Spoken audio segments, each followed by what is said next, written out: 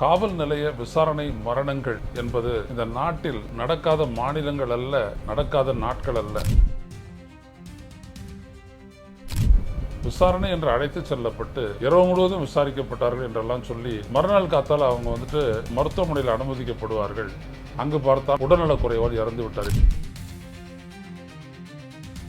அதுதான் காவல் நிலைய விசாரணை மரணங்கள் என்கின்ற கொடூரங்கள்.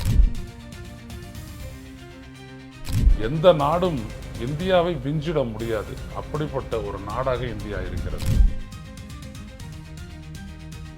இந்த 2 பேரை கொன்றதன் மூலம் அந்த குடும்பத்தை அப்படியே வேரோடு வீழ்த்தி விட்டீர்கள். அந்த குடும்பம் என்ன செய்யும்?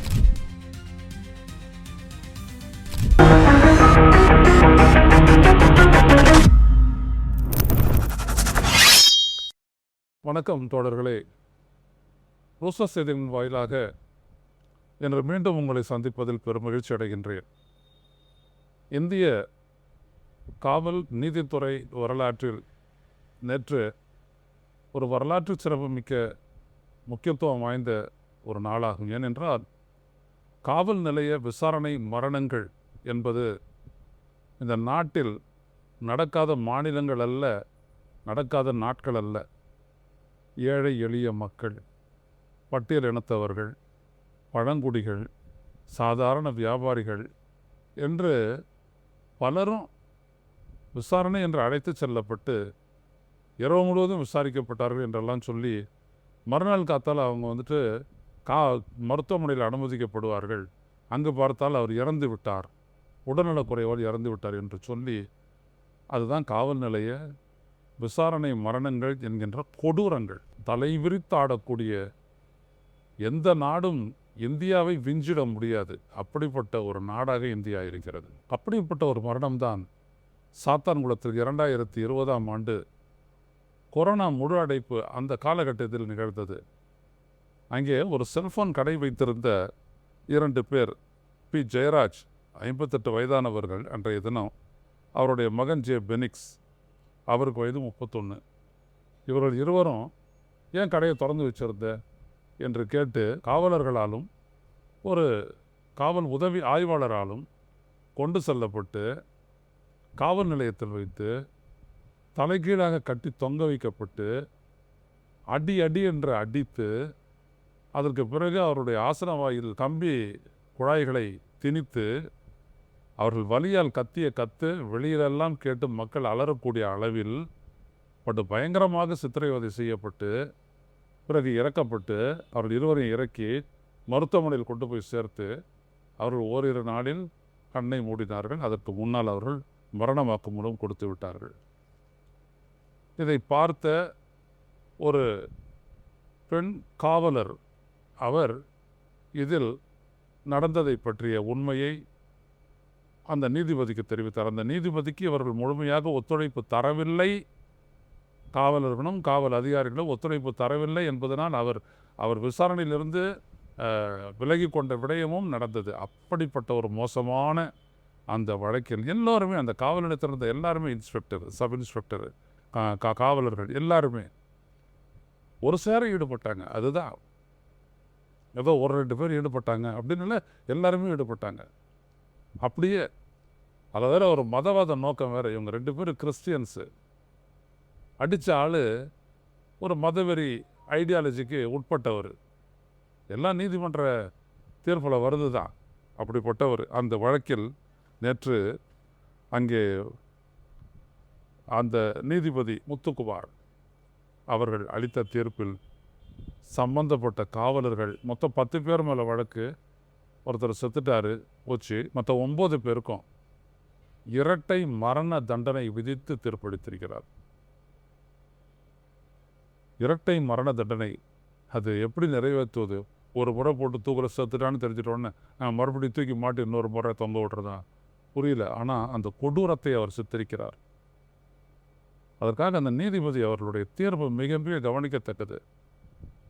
இந்த மாதிரி ஒரு இரட்டை மரண தண்டனை மட்டும் அல்ல, அது அல்லாமல் 80 லட்சம் ரூபாயிலிருந்துட்டு 50 லட்சம் ரூபாய் வரைக்கும் பல்வேறுபட்டவர்கள் அந்த காவலர்களின் மீது அபராதமும் விதித்திருக்கிறார்.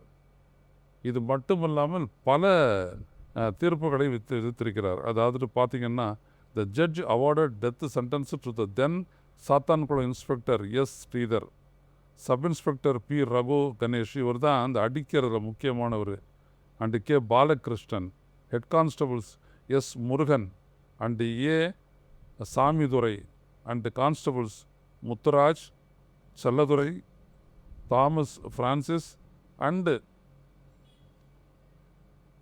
வேலுமுத்து. இதில் பார்த்தீங்க அப்படின்னம்னா, இதில் தான் special sub inspector Paldurai was already also an accused, but he died during the trial. அவர் செத்து போயிட்டதுனால அவர்கிட்ட வந்துட்டு எதுவும் பண்ணலை, அவர் மேலே தண்டனை விதிக்க முடியலை. அப்படிப்பட்டவங்கள அதில் வந்துட்டு அவர் சொல்கிறார் நீதிபதி, it was an attack on human rights, இந்த மனித உரிமைகள் மீதான தாக்குதல் இது. Adding custodial deaths very social evil, சமூகத்தினுடைய மாபெரும் ஒரு அச்சுறுத்தலாக இந்த விசாரணை காவல் மரணங்கள் இருக்கின்றன. இந்த இடத்துல நீங்கள் எடுத்துக்கிட்டிங்கன்னா, ஒரு அதிகாரம் மிக்கவர்களோடு அந்த பொறுப்பும் இருக்கணும். அதிகாரம் உங்களுக்கு வந்திருக்கு அப்படின்னம்னா அதோடு சேர்ந்து பொறுப்பும் வருது, அதையும் நீங்கள் கவனிக்கணும். பொறுப்பு இல்லாமல் நீங்கள் நடந்து கொள்ள முடியாது. நீங்கள்லாம் அதில் தண்டிக்கப்பட்ட எல்லாருமே படித்தவங்க, யாருக்குமே எதுவுமே தெரியாது அப்படி சொல்ல முடியாது.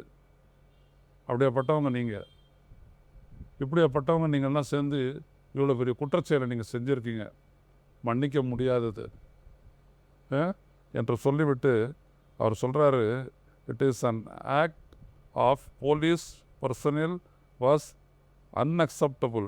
Where there was power, there should be responsibility.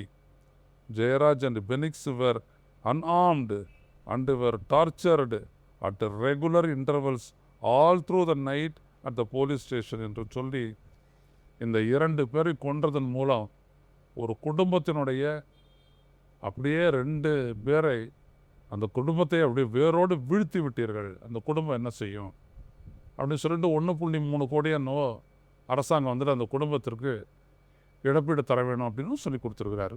நீங்கள் இந்த ஜட்ஜி ஏன் இவ்வளோ பெரிய தண்டனை கொடுத்தாரு?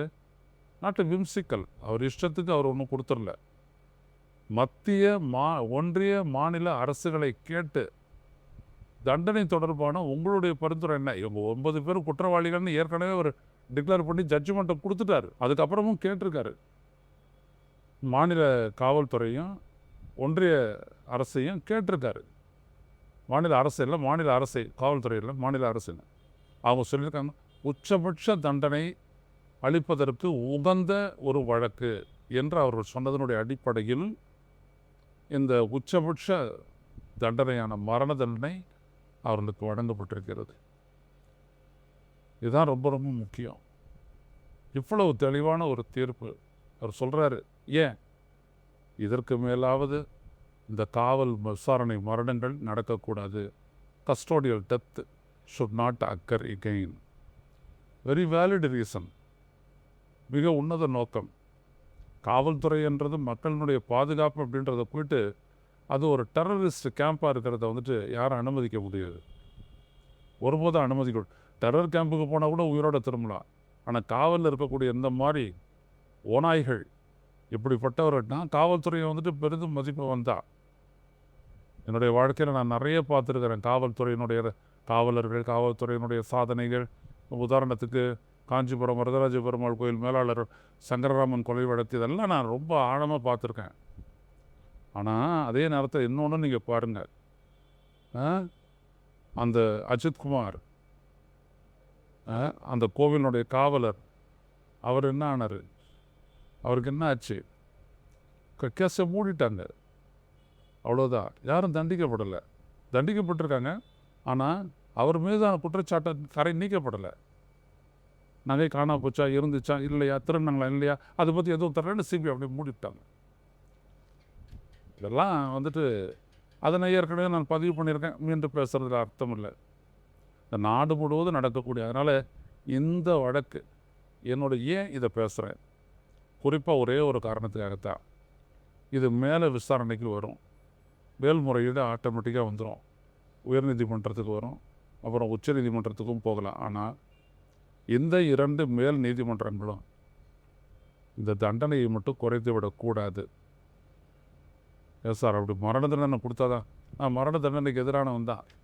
ஆனால் rarest of the rare case அப்படின்னு எந்த இடத்துல இந்த நீதிமன்றம் சொல்லி அதற்கான காரணங்களை எல்லாம் சொல்லி இருக்கின்றதோ அப்படிப்பட்ட காரணங்கள் valid more than the conviction of the principle of anti death sentences. மரண எதிரான ஒரு கொள்கை நிலைப்பாட்டை விட ஒரு நீதிபதியினுடைய ஒரு காரண அறிவு மேலோங்கியது, மேன்மை தங்கியது என்று நான் நினைக்கின்றேன். அப்படிப்பட்ட ஒரு நிலை அவன் குறைச்சிடக்கூடாது. இதை பண்ணாதான் இந்த மாதிரி காவல் நிலையத்தில் 2 பேர் அடித்து கொண்டதுக்காக 9 பேரை இந்தியாவினுடைய நீதிமன்றம் மரண தண்டனையின் மூலம் தண்டித்தது என்கின்ற வரலாறு உலக சரித்திரத்திலேயே ஏற்றப்பட வேண்டும். ரொம்ப ரொம்ப முக்கியமானது, அவ்வளவு கொடூரமானது.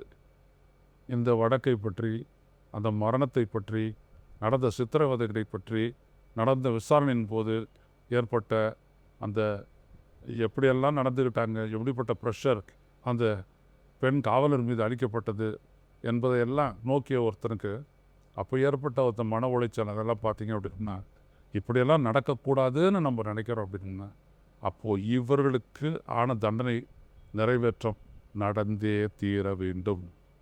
இது நீதிமன்றங்களால் தடுக்கப்பட்டால் அதுக்கப்புறம் என்ன ஆயுள் தண்டனை.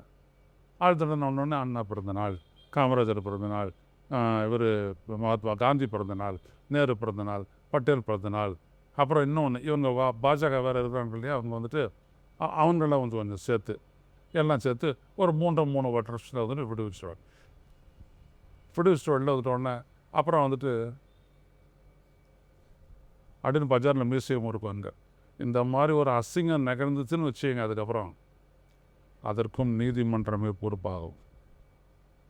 இப்படி ஒரு நீதிமன்றத்தினுடைய ஒரு நீதிபதியினுடைய விசாரணை, நீதிமன்றத்தினுடைய நீதிபதியினுடைய தீர்ப்பு மதிக்கப்பட வேண்டும். நீதி தேவதையினுடைய பார்வையாக பார்க்க வேண்டும், மாற்றக்கூடாது.